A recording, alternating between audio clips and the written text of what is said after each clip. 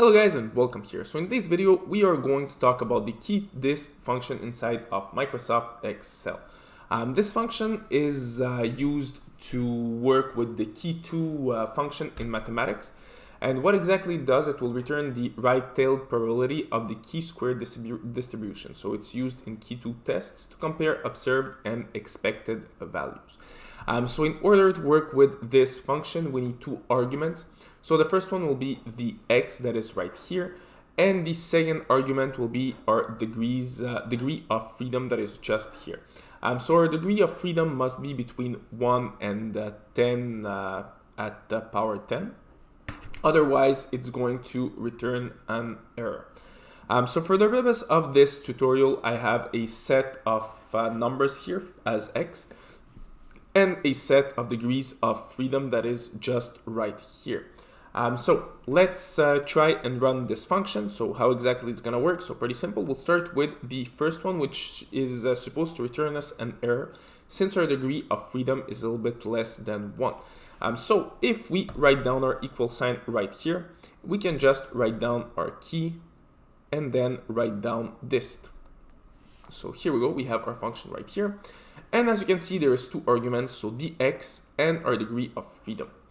Let's start with the x, which should be 121.6. And for our degrees of freedom, it's going to be 0.9.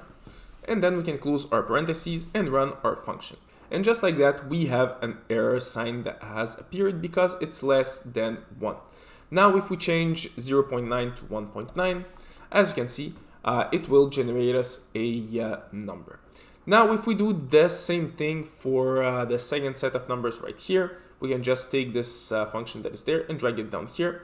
As you can see, it will give us a valid answer. For the third one, the same thing, give us 1 because our x is close to pi.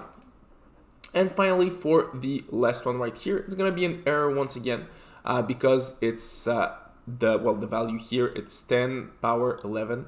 And it can only be between between 1 and 10 power 10. So if we change it to 10 power 9, as you can see, it will be once again 1 right here.